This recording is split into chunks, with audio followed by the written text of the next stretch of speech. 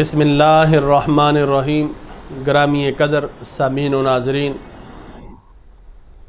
آج ہم اللہ کی عطا کردہ توفیق سے 26ویں پارے کی مختصر تفسیر و تشریح کا آغاز کر رہے ہیں۔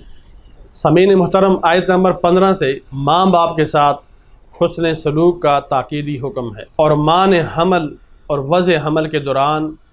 جو بے پناہ مشقتیں اٹھائیں ان کا ذکر ہے،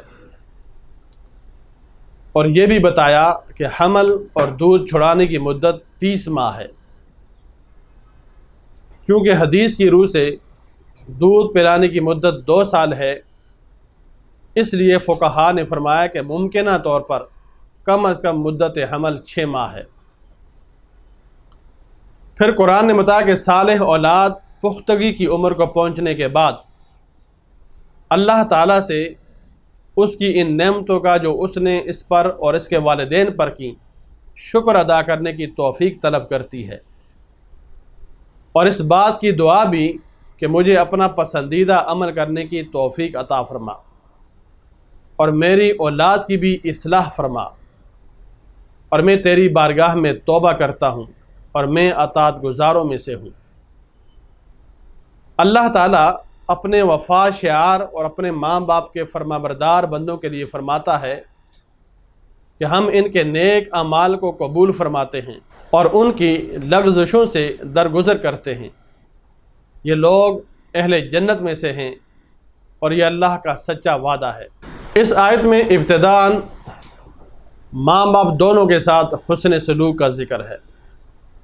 لیکن ماں کی قربانیوں کا قرآن نے زیادہ ذکر فرما کر اس کے زیادہ استحقاق کی طرف متوجہ فرمایا، اور پھر رسول اللہ صلی اللہ علیہ وسلم نے حدیث پاک میں اس کی مزید تاکید فرمائی۔ سامعین و ناظرین، آیت نمبر 29 سے حضور صلی اللہ علیہ وسلم کی بارگاہ میں جنات کے حاضر ہونے کا ذکر ہے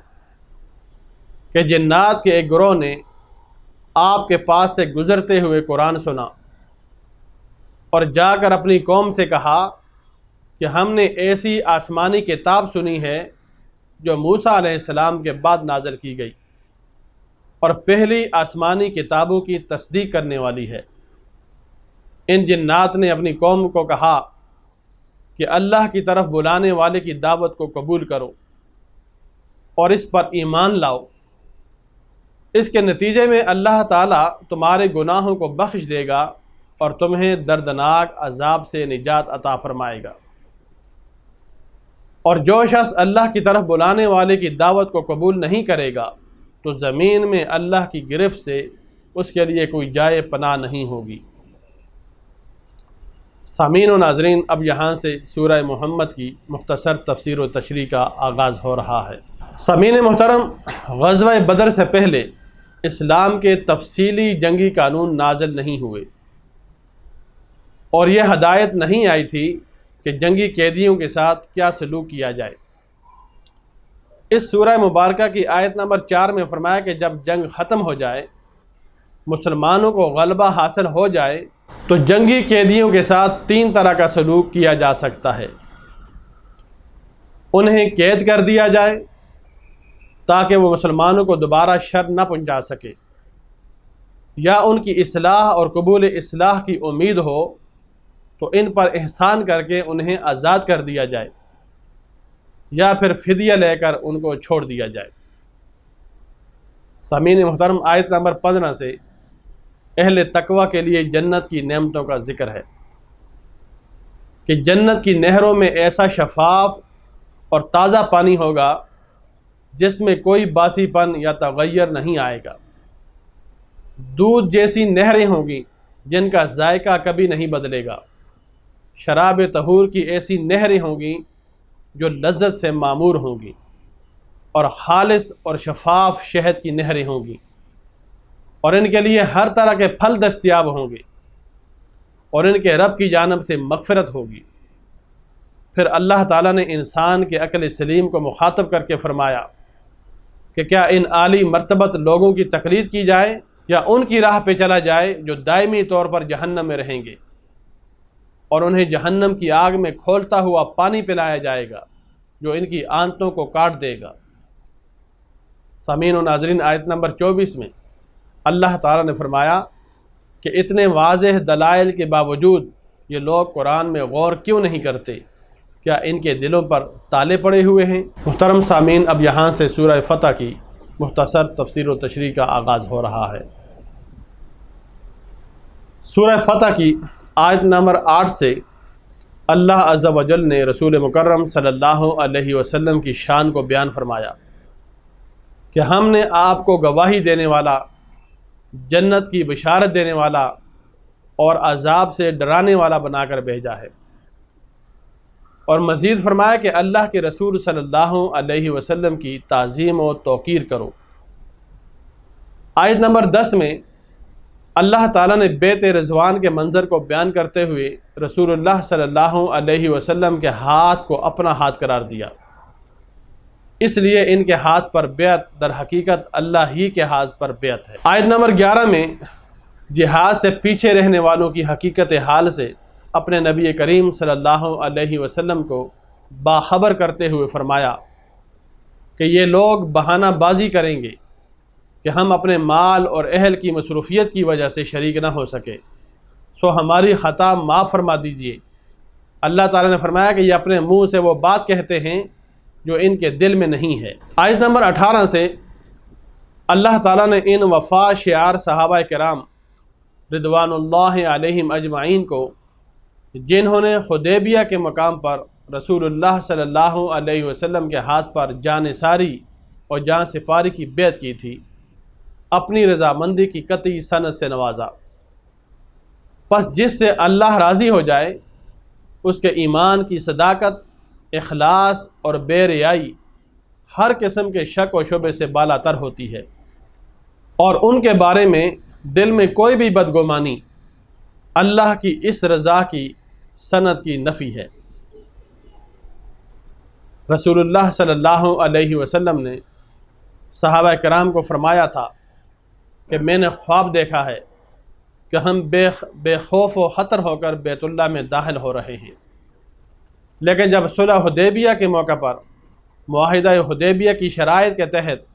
صحابہ کرام کو عمرہ ادا کیے بغیر احرام کھولنا پڑا تو بعض صحابہ کرام کے جذبات کو ٹھیس پہنچی اور انہوں نے اپنے قلبی اضطراب کا اظہار کیا۔ اللہ تبارک و تعالیٰ نے فرمایا، اللہ نے اپنے رسول کے حق پر مبنی خواب کو سچ کر دکھایا، اور ایک نہ ایک دن تم ضرور بے خوف و خطر ہو کر سر منڈاتے ہوئے یا بال ترشواتے ہوئے انشاءاللہ حرم کعبہ میں داخل ہوگے۔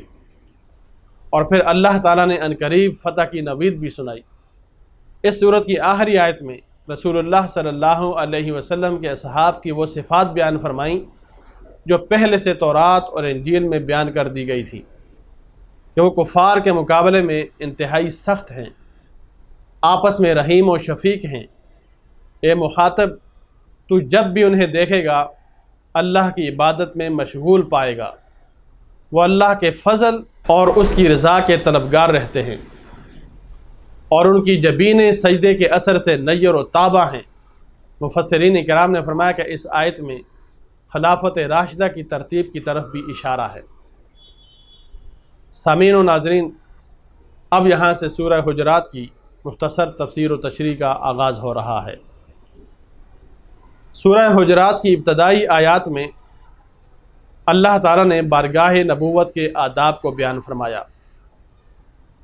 کہ ان کی آواز پر آواز کو اونچا نہ کرنا بھی ادب کے منافی ہے۔ سورہ حجرات کی ابتدا میں اللہ تعالیٰ نے بارگاہ نبوت کے آداب کو بیان فرمایا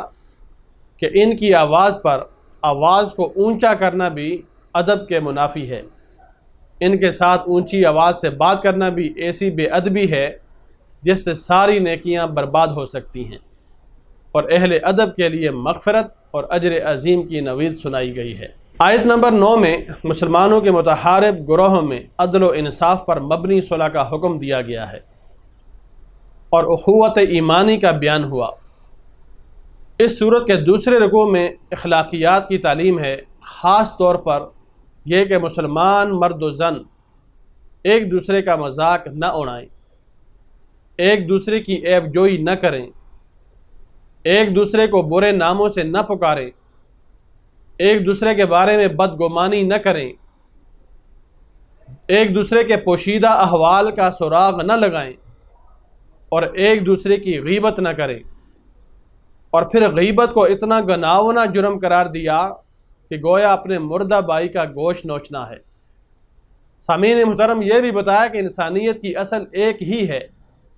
یعنی سب حضرت آدم و حوا علیہم السلام کی اولاد ہیں،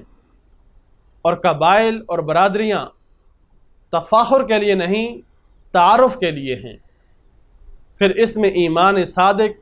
اور ایمان کامل کی تعریف بیان کی گئی ہے، اور یہ بھی بتایا گیا کہ کوئی ایمان لا کر اللہ پر احسان نہ جتلائے، بلکہ یہ تو اللہ کا بندے پر احسان ہے کہ اس نے نعمت ایمان سے نوازا۔ سامعین و ناظرین، اب یہاں سے سورہ قاف کی مختصر تفسیر و تشریح کا آغاز ہو رہا ہے۔ اس صورت میں ایک بار پھر اللہ تعالیٰ کی قدرت کی نشانیوں کو بیان کیا گیا ہے، یعنی آسمانوں کی رفعت اور شمس و قمر اور کواکب و نجوم سے اس کا مزین کرنا، اس میں کسی شگاف کا نہ ہونا، زمین کی وسعت اور اس میں بلند و بالا پہاڑوں کو لنگر کی طرح ثبت کرنا، آسمان سے بارش کا برسنا اور اس سے طرح طرح کے اناج، پھل پھول اور باغات کا اگانا، مردہ زمین کو زندہ کرنا وغیرہ شامل ہے۔ آیت نمبر 16 میں بتایا کہ اللہ انسان کا خالق ہے، اس کی شہرک سے بھی زیادہ قریب ہے، اور ظاہری اعمال تو درکنار، اس کے دل و دماغ میں پیدا ہونے والے وسوسوں اور قلبی واردات کو بھی جانتا ہے، یعنی اس سے کوئی چیز پوشیدہ نہیں ہے۔ اس سورہ مبارکہ کی آیت نمبر 22 کے بارے میں بعض اہل علم نے فرمایا کہ اگر کسی کی بصارت متاثر ہو رہی ہو تو یہ آیت پڑھ کر دم کیا جائے تو اللہ تبارک و تعالیٰ بصارت کو بحال فرماتا ہے۔ سامعین محترم، اب یہاں سے سورۃ الذاریات کی مختصر تفسیر و تشریح کا آغاز ہو رہا ہے۔ اس سورہ مبارکہ کی آیت نمبر 15 سے اہل تقوی کے انعامات اخروی کو بیان کرنے کے بعد ان کے اوصاف بیان کیے کہ وہ راتوں کو بہت کم سوتے ہیں، رات کے پچھلے پہر استغفار کرتے ہیں، اور یہ بھی اللہ تعالیٰ نے جن کو نعمت مال سے نوازا ہے ان کے مال میں سائل کا بھی حق ہے، اور ان کا بھی جو نعمت مال سے محروم ہے۔ اس سورہ مبارکہ کے آخر میں حضرت ابراہیم علیہ السلام کے پاس فرشتوں کی بشری شکل میں آمد اور ان کی طرف سے ضیافت کے اہتمام کا ذکر ہے، اور فرشتوں کے کھانے کی طرف ہاتھ نہ بڑھانے پر جو انہیں بتقاضۂ بشری خوف لاحق ہوا اس کا ذکر ہے۔ پھر حضرت ابراہیم اور حضرت سارہ علیہم السلام کے بڑھاپے کی عمر میں حضرت اسحاق کی بشارت کا ذکر ہے۔ محترم سامعین و ناظرین، اللہ کی عطا کردہ توفیق سے 26ویں پارے کی مختصر تفسیر و تشریح مکمل ہو چکی ہے۔ بارگاہ الہی میں التجا ہے کہ مولا کریم مجھے اور آپ کو ان تعلیمات پر کما حق ہو عمل پیرا ہونے کی توفیق نصیب فرمائے، آمین۔